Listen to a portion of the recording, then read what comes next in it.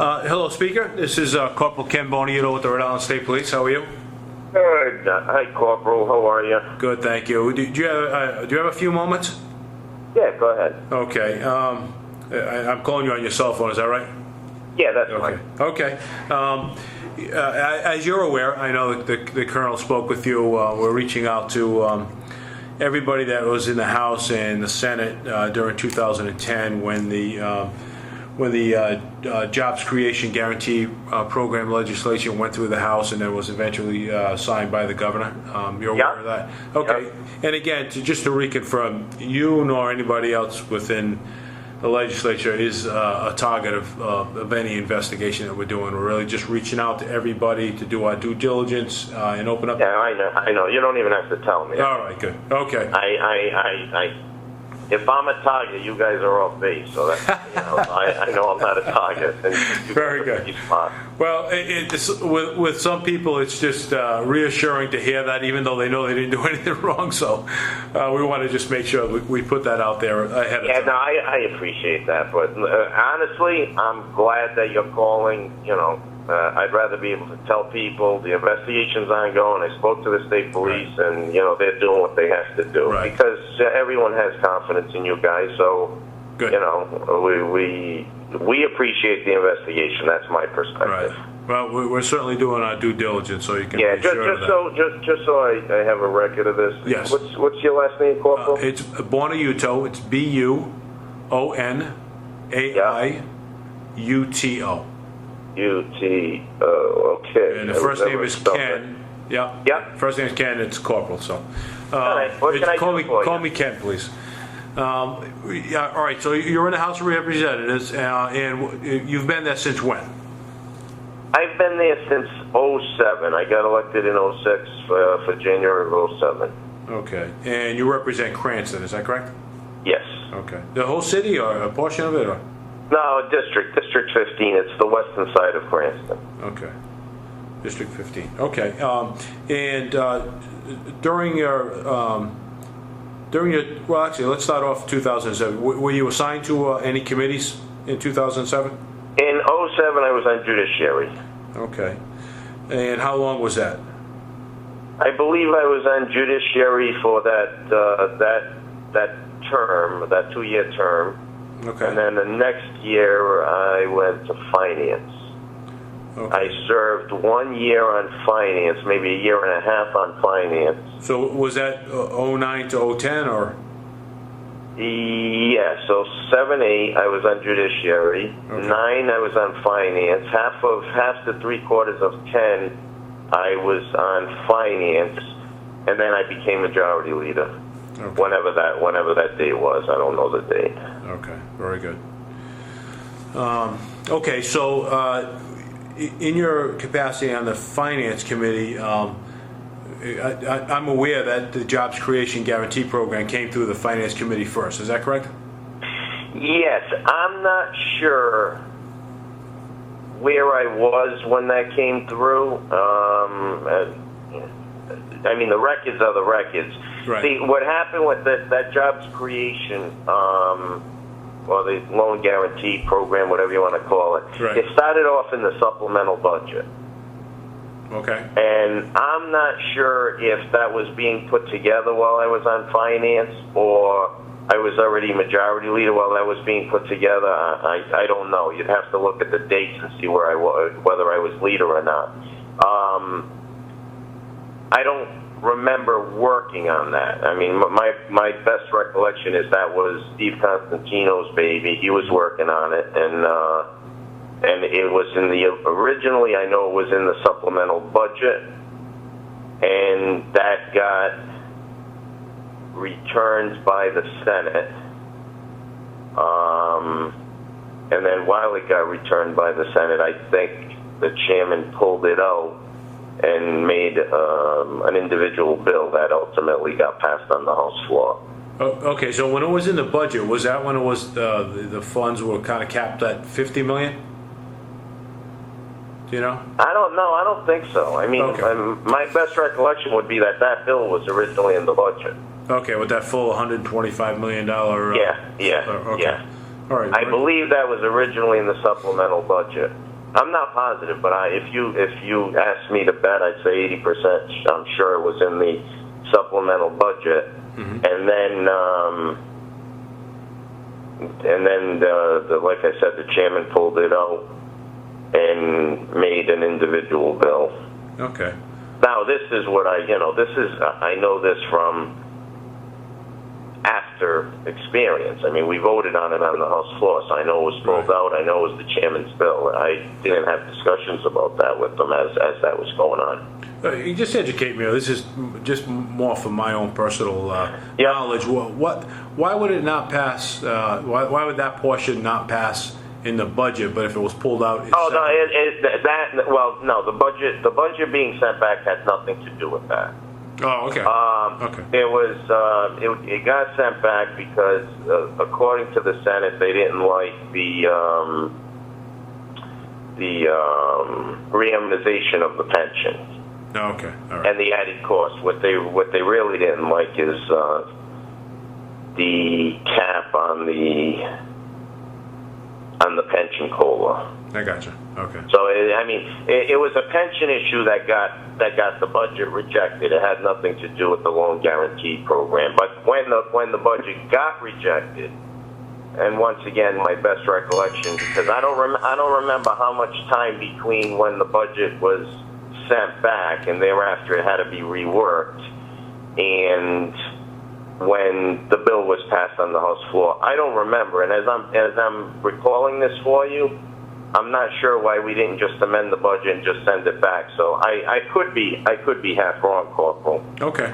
All right. No, but my recollection is it started off in the supplemental, it was rejected, and the bill was pulled out because of some sense of importance of the bill. I was going to use the word urgency. I don't want us to use urgency. Importance of the bill. If you remember back then, I at the time thought it was a great idea. I still think it's a great idea. That was, you had the banking crisis throughout the country. Companies were having a hard time getting access to capital, particularly non-brick and mortar type or companies without fixed assets. Technological companies were having a hard time getting loans.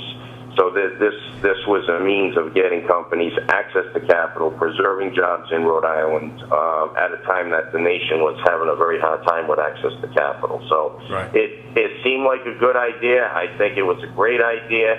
How it was applied by the EDC was obviously a debacle. All right. Did you have any conversations with anyone prior to the introduction of the bill regarding its purpose, other than what you just explained to me just now?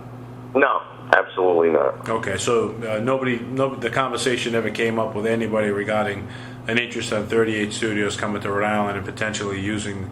No, I could tell you that I knew nothing about it. My very strong belief is that nobody in the House chamber knew anything about 38 Studios specifically,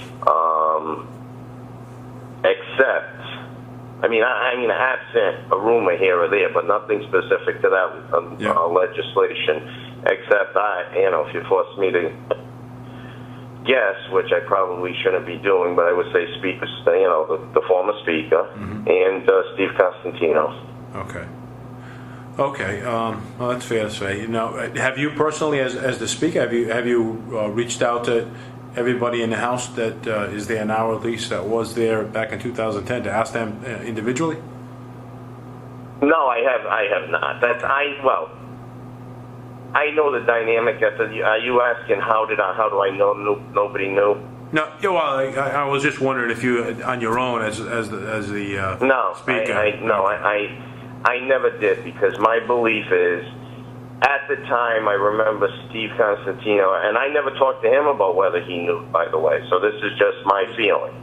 He was very active with that bill. It seemed like he was working on something important, and he was having his own discussions with the Speaker that I was absolutely cut out of. So I mean, I was the majority leader. I wasn't going to question the speaker as to what he was doing. And I mean, if they want to have a private conversation and exclude me, I'm just not part of that conversation. And you know, that's how things were, especially back then. I was very, very new to the position. I was still getting my sea legs, and I just remember Stephen being very busy, and I know it passed. So, you know, from the after reports, I know that Gordon knew about it. So I'm pretty sure Stephen knew about it. Okay. I never had a conversation with either Gordon or Stephen regarding that, though. Okay. Now, why I say no one else knew is I know I didn't know, and I just know nobody else knew. Now, did I ask every member? No, I did not. But we've had conversations about it, none of which I recall. But the members did not know. There's no doubt about that. Okay. Did you know of 38 Studios prior to this? Prior to what? Prior to the passage of the bill, No. and then shortly thereafter, I think it was within a couple of weeks. EDC. No, I mean I could tell you. I can't remember right now. You're talking 4 years ago. If I heard a rumor about a company, I'm going to say right now I knew nothing about it. My recollection is I knew nothing about it. Back then, could I have heard a rumor? Who knows? It was 4 years ago. Right. But regarding the job guarantees program, absolutely not. Nobody did not know that was going to apply to 38 Studios. I found out about it sometime later.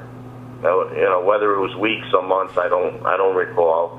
And I remember thinking, even after I found out, all right, you know, it's not what we knew, but I'm sure EDC will properly vet this thing. Yeah. Which they did not. Okay. Okay. Yeah, I found out about it later when EDC was considering it. Do you know Michael Corso? I do not. Don't believe I ever met him. Okay. If I ran into him on the street, I'd probably say hello, not knowing who he was. Okay. Now you know who he is. Maybe not by sight, but now you know who he is. No, yeah, I know who he is. Yeah, he's a broker for the tax credits. I know who he is by name. Mm-hmm. I've seen his picture in the paper, but honestly, I've never seen him in person. I probably walked by him in person and not know who he was. Okay. He's I believe he was a lobbyist at least a certain point in time. So you don't remember him or never had the opportunity of him testifying in front of any committee that you're on, or? No, I've never met the man in person. Okay. That I know of. Yeah. Okay. Never had a conversation with him. Never been introduced to him by anybody. Okay. Is there anything else that I haven't asked you related to this that you want to share with me, or even something totally unrelated? It doesn't have anything to do with 38 Studios or anything that you feel you need to share with me? No, just no. Thank you for your good work, and you know, if there was anything amiss, find it. Thank you. Okay. You know, I mean, that's all I've got to say. I honestly don't know anything about it. I told you everything I knew. Half of, you know, some of it was even speculation, but want to just tell you the facts as I believe them to be. Okay. All right, Speaker. Again, I thank you very much for your time. I appreciate your cooperation. All right, Corporal. Okay. Call me back anytime. Okay. Did I give you? If a question comes up, just call me on my cell anytime. Right. Did I give you my telephone number in the event that something comes to mind, or? I don't think I gave it to you. The 444 number that just popped on my screen. Or do you want? Well, it'd be a different one. I'm calling from my conference room where I have. All right. Why don't you? And now that I said that, I assure you, I'm the only one sitting in the conference room, just so you know. So. Okay, that's fine. So it'd be 444-1205. 444-1205. Yeah, that's my office number. All right. Well, thanks for calling, and like I said, if any questions pop up or you just need some perspective on something, feel free to call me. Thank you, Red. I appreciate it very much, Speaker. All right, Corporal. Have a good day. You too. Bye-bye. Thanks. Bye.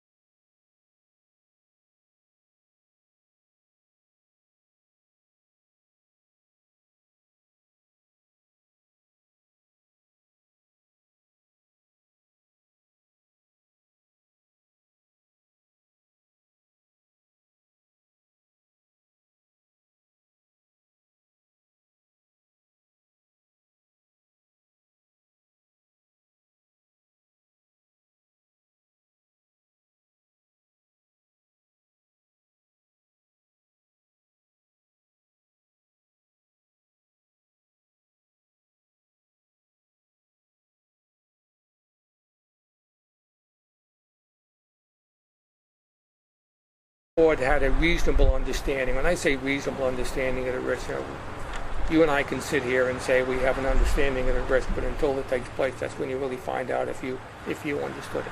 I certainly understood the risk with a video game, and that they could have brought a game to market and it could have not been successful. And there was a risk out there for that. And I also understood the risk of any budget plan, especially around game design. And I think I made a statement, look, game development, the one thing about game development, and several other board members do this as well, it always costs more and takes longer than you think. So let's get a third-party monitor in here to go ahead and make sure that this plan works. I think it was, whether it was Wells Fargo or someone else, looked at the plan and they said that the plan in their mind was viable, workable, cash flow was there, and they knew all the details of the loan, so we accepted their affirmation that we had a viable plan. There was no one on the board that went to 38 studios and they themselves did an audit and checking and all that sort of stuff. We relied upon staff to do that. But we still asked again for the third-party monitoring agreement to ensure, and the expectation was that we would get monthly reports, both in terms of the budget, and probably look at game development on maybe a quarterly basis. You know why that didn't happen, or? I don't. I was interviewed by Max Wistow, and there were several things that Max Wistow said to me that, if true, were very surprising. One is, he showed me what he said were handwritten notes of Rob Stoltz, who was the general counsel, so to speak, or outside counsel for the EDC, that were referencing a telephone call that they had with the outside financial advisors. And apparently in that call, the outside financial advisors recommended not to do this loan. Didn't have a good financial plan, wasn't going to work, etc. So I said, well, I'm really surprised by that. I'm surprised because of Rob. I just didn't think Rob would do something like that. So I'm really surprised by that. But I said, I don't know that those are his notes or anything like that. You're showing me this document. I'm pulling out notes right now. I'm not sure if these are what you're referencing, but are these notes that you're talking about? It was certainly a paper like that, right? And would you be able to point out where on here it said that about not doing the loan? Maybe if you want to take a minute to kind of review it a little bit. I think there was something in here where, yeah, it was something like here, net proceeds $65 million does not work. And that is coming from? Well, according to Max Wistow, these were notes that Rob Stoltz made from a telephone conversation with Mike Thor, Wells Fargo, and maybe Strategy Analytics, I don't know, but it was a group of people, and basically saying that the financial plan is not going to work. And I was surprised by that because that never came to the board. There was never any comment to the board that the financial plan wasn't going to work. Were you aware of anybody from 38 Studios coming back to EDC and saying, we really need 75 million net, not gross? Not at the time. I found out later that apparently that's what they did.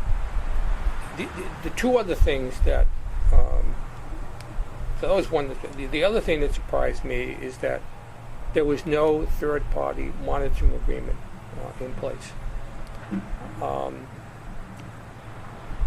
And I said, well, how would that be? We had it as a condition of closing, and Max Wistow said, yes, I know, it was a condition of closing.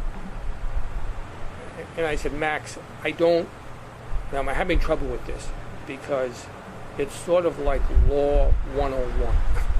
If there's a condition of closing, what you're telling me is that the lawyers allowed this to close without all the conditions being met. That's. Well, it appears, and correct me if I'm wrong, that was it IBM? Is that correct? That was going to do the monitoring.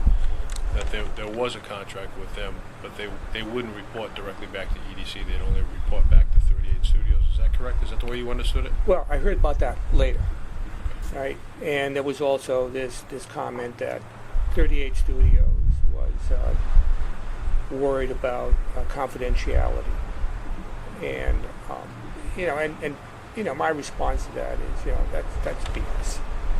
I mean, first of all 38 Studios had to do was to take the copy of the report that they got from IBM and give it to the EDC.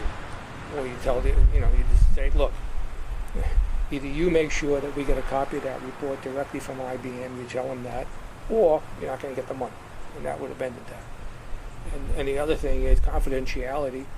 You can discuss that in closed session. I understand that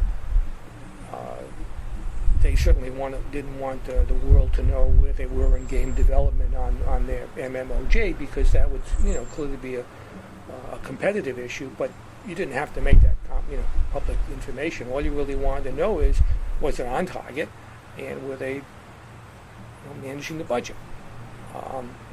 So when I had heard that, I said, that I don't accept that.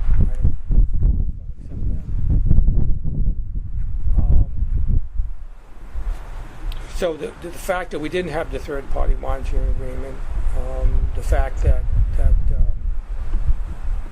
supposedly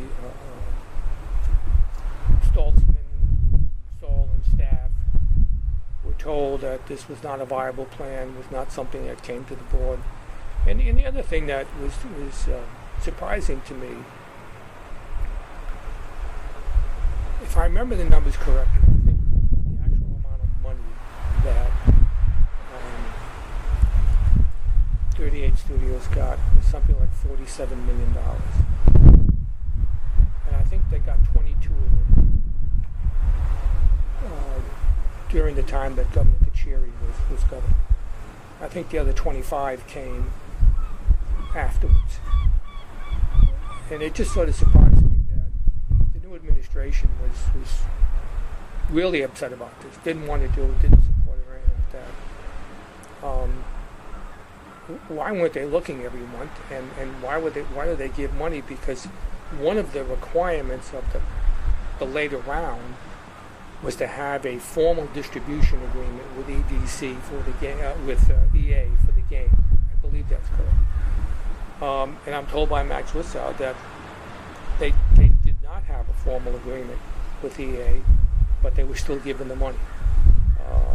And I don't know, some of the law firms reviewed it and said it was okay. And I don't remember which ones. I know Moses and Alfonso's name came up, but I'm not sure what their involvement was, to be honest with you. And I was just sort of, it's kind of strange that, the new administration, who was really opposed to this, and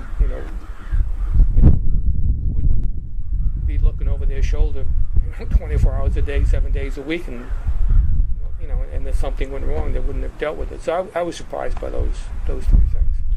So do you feel that you were intentionally misled as to the viability of this working? Now that you know that,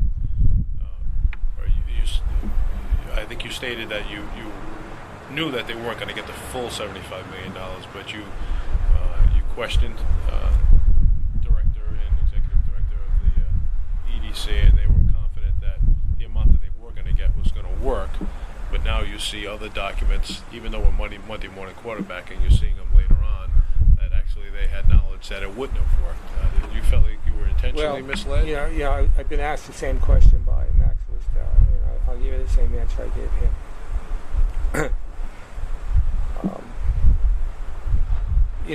Assuming these documents are accurate, correct, and those accusations are correct, I hate reach conclusions without having the other guy sitting there and saying to me, well, tell me why we didn't have the third-party monitoring of it. Tell me why, if these notes are accurate, you didn't tell us that. But yeah, in the end, if all this is true, then it would seem that we were intentionally misled. But I don't want to draw that conclusion yet, because I have to tell you, I'm shocked by Rob Stoltzman. I mean, Rob was with the EDC for many, many years, and his reputation is good. I don't see him intentionally lying to somebody. No, I know you say you don't want to make that conclusion, but let's say that that is true and factual. If it's true and fact, then yeah, I would. Then I think we've been misled. Can you surmise why that would be? You would think that somebody would benefit from that if that were the case. Just in your experience, or what you saw inside, did you have any? Look, I only speak for myself. No one, and when I say this, I never got a call from any member of the legislature. I never got a call from Gordon Fox, and I never got a call from the governor putting pressure on me to approve and vote for it. They were clearly supportive of it. I mean, the two most influential politicians in the state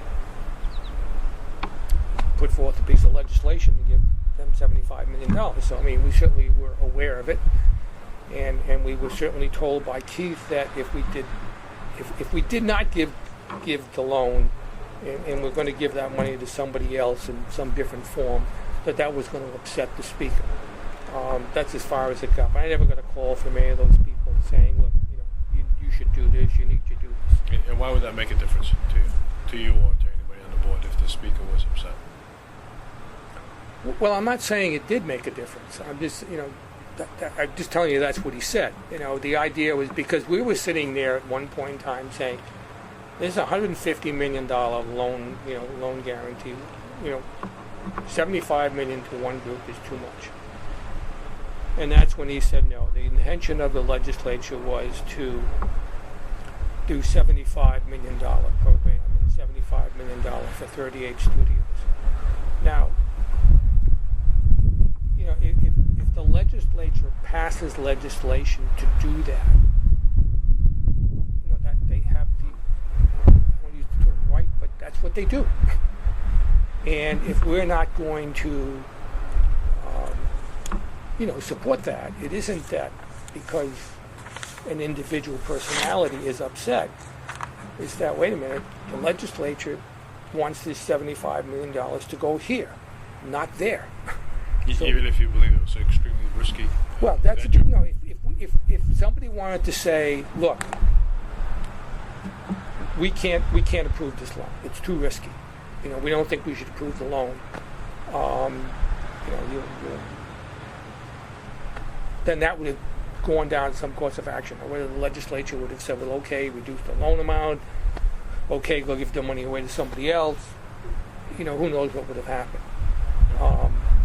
So if we got to a point in time where we said, no, this is not we can't put together a loan agreement with enough covenants in it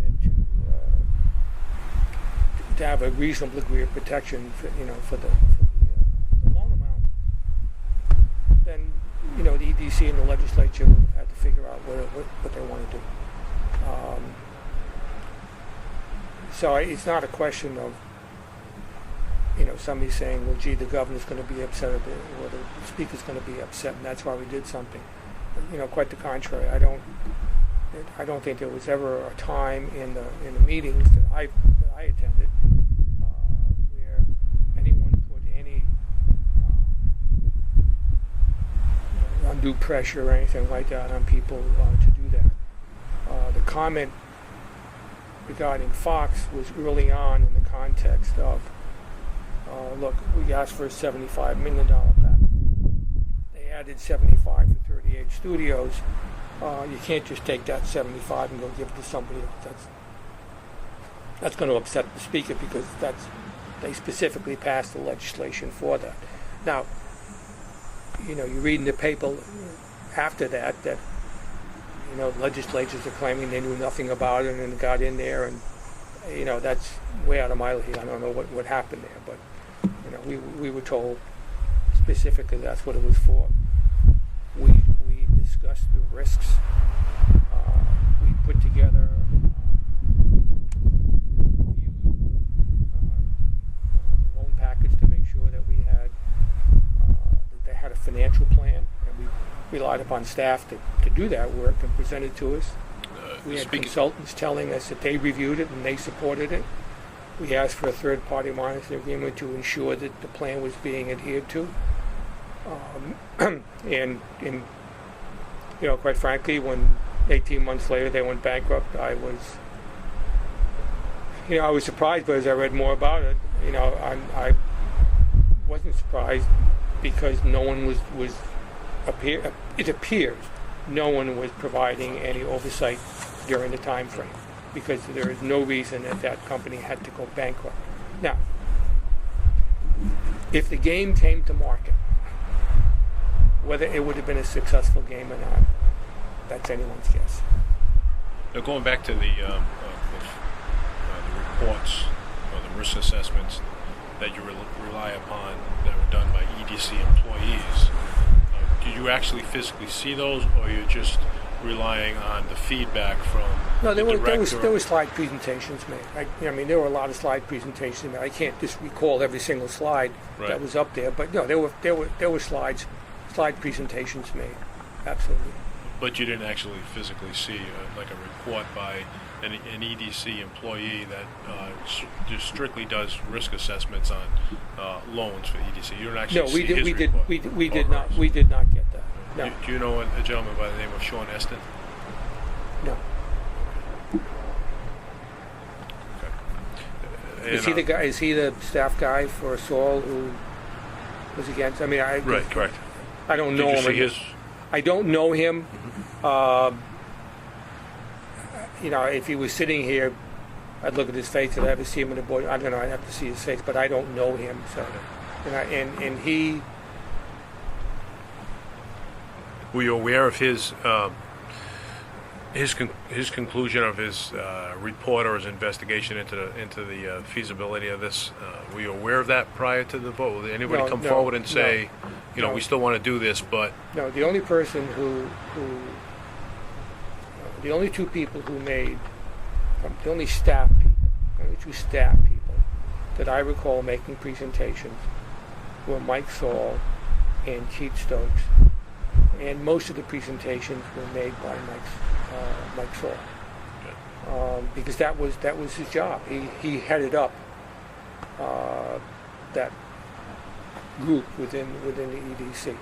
And did anybody from 38 Studios speak directly with the board and indicate a specific dollar amount that they needed? No, they made one presentation. They came. They had.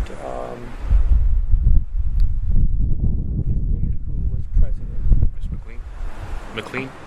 Yeah, Jen McLean. Schilling was there, and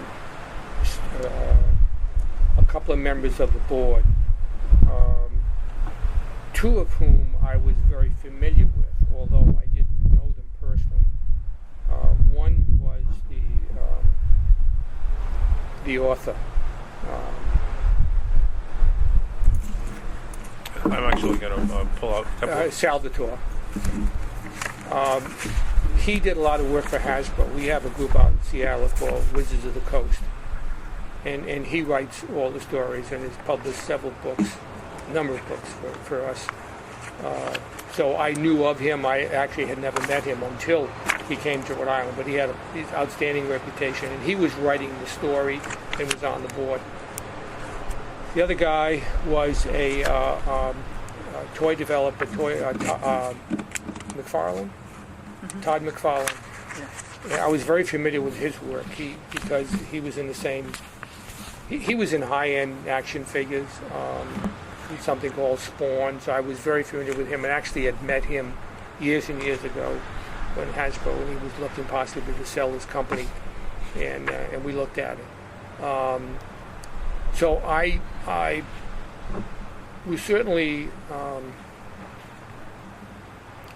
knew those people and knew their reputation. So,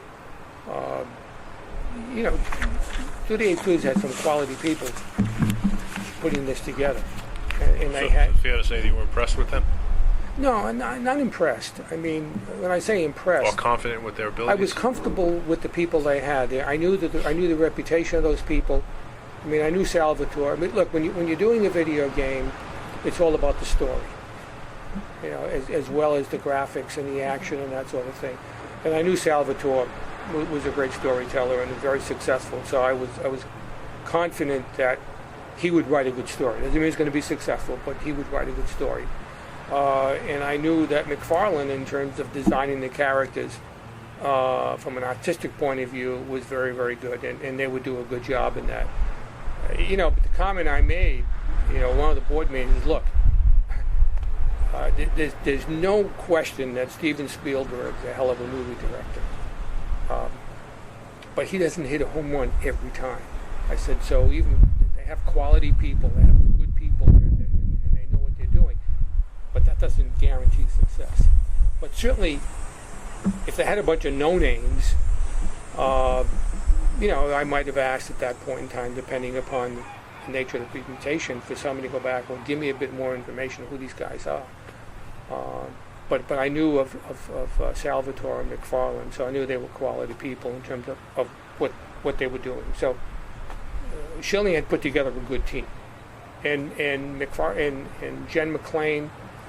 I knew of her, and one of the guys that worked for Hasbro, who had worked for years ago at EA, knew Jen well, and I just asked him, I said, is she a good operator? He said, yeah, she knows the business well, she's a good operator. So, but I wouldn't use the word impressed. And the other thing, I'll just say that, I didn't ask the question, but one of the things that sort of grinds me a little bit, and I just,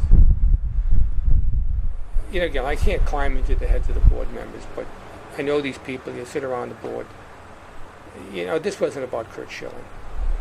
The idea was Curt Schilling and everybody rolled over because of Curt Schilling. That wasn't the case. I mean, I can't guarantee every single board member,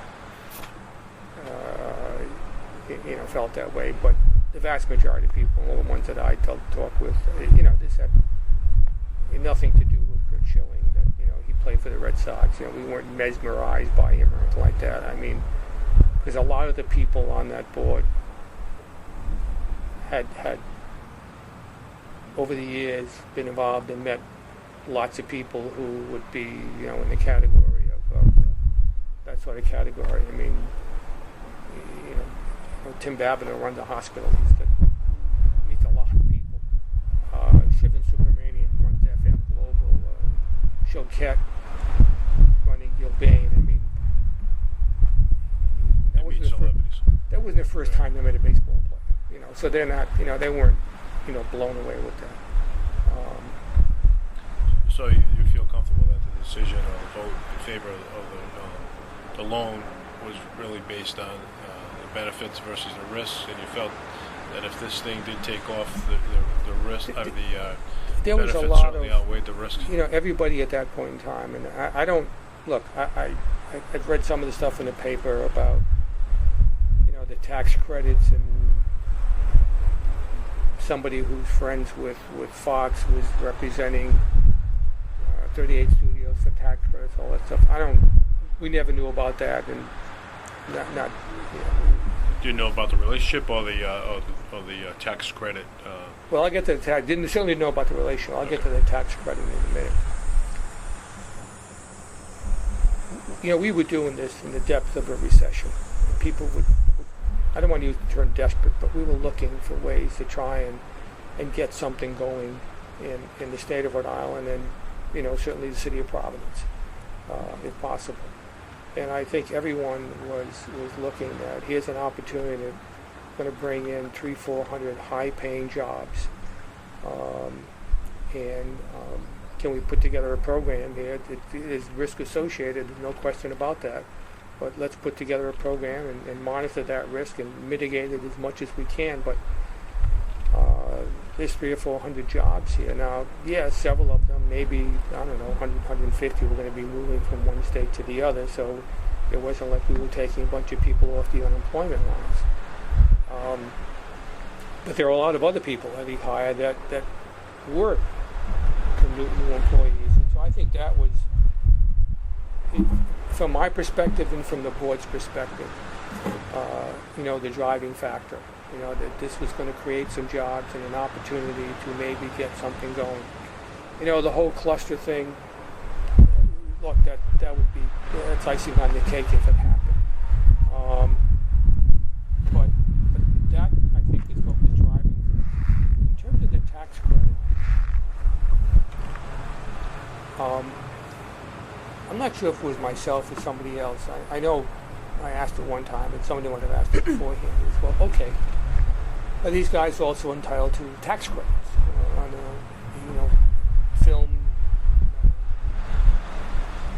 and media tax credit? And sort of the initial emotional response is, well, no, we're giving them $75 million, and all that stuff. And who's that response from? Who are you addressing that with? It was no individual. It was sort of just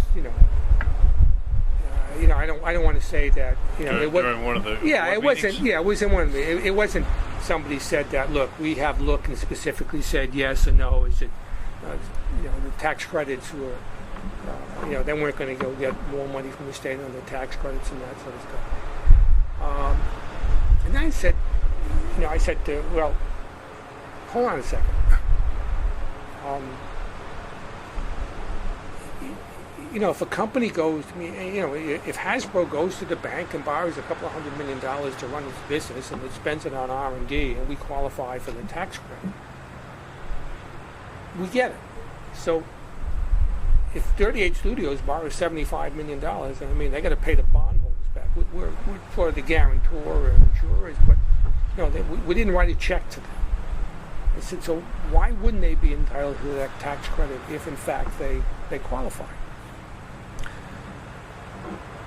And it was left open. Nobody discussed it because there were no, there was no one had applied for any tax credits, and if someone did, that was going to, that was go to a different set of rules and regulations. If they qualified, they qualified. But I can just ask, what's the time frame of this conversation? Prior to the vote, or is this all after? Yes, prior to the vote. Well, I don't want to. It was prior to the vote. It was only prior to them getting any money. Now, whether it was prior to the vote or not, quite frankly, I don't recall. But it was one that the initial reaction is, well, gee, why should they get more? And then the other, well, wait a minute. Everybody borrows money. So that is that something that would disqualify them? And I think we said that, hey, that's not our purview. There are specific regulations that the Film Institute does, and they'll deal with that down the road. Okay. Lori, anything?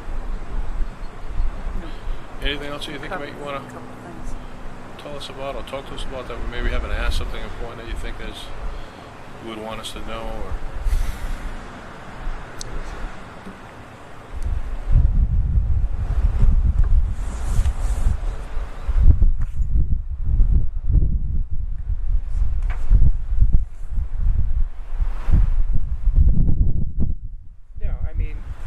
we were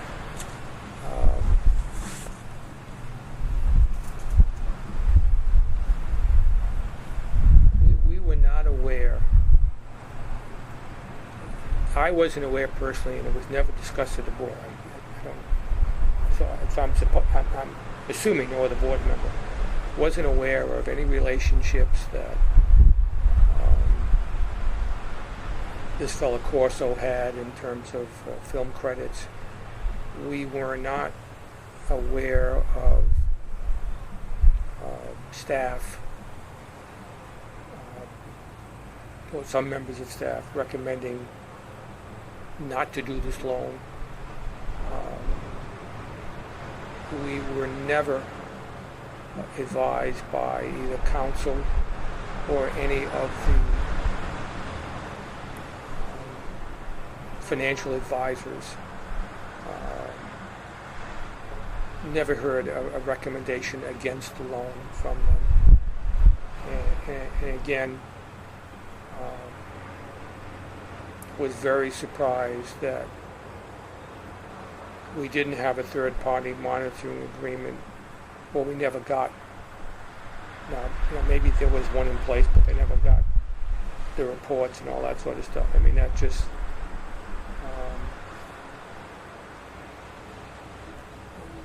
that's sort of shocking to me. And the only other thing is, I mean, I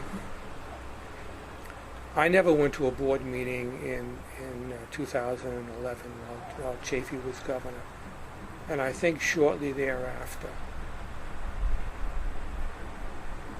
Choquette, because his term, he was appointed to a one-year term, as I think Donna Capello and Shivan Subramanian were. I could be wrong on that.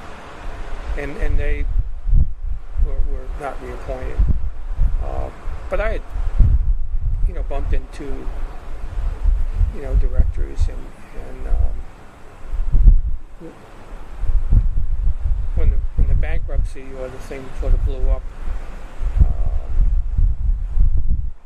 I guess it was last spring. I talked to a couple of guys. Said, "Are you guys looking? What was going on?" And the sense I got was that board members were asking questions, but not either staff and or the administration did not want to talk about it, because some of the people are still sitting on that board. I mean, at the time, whether it was George Nee, Steve Lane, I think Dooley is still on the board.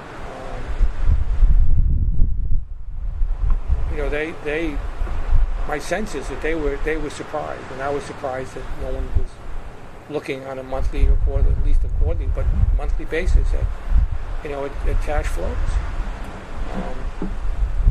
And I think that my sense is, this is a bit of a reach, but my sense is they were asking questions, but they weren't being answered. And does the board have any power to demand it? Like, do they have any sort of they weren't getting answers. They weren't getting answers from the administration. It wasn't 38 Studios. Okay. Yeah. Now, do they have any power? You have a loan agreement. But on the other hand, if they're in default and bankrupt, that's not going to help you. So I think that, look, my own personal feeling is that had they been looking on a monthly basis, they could have avoided a bankruptcy. Whether or not at that time. Now, if the game was unsuccessful and failed, they probably would have gone under at that point. So, but I think people were willing to take a risk on the success of the game. But I don't, I'm really shocked that they had to go bankrupt. You don't have any knowledge of anybody that would have benefited from this bond issuance, regardless of whether the company was successful or not? Besides certain fees for closings and whatnot. No, I mean, I don't.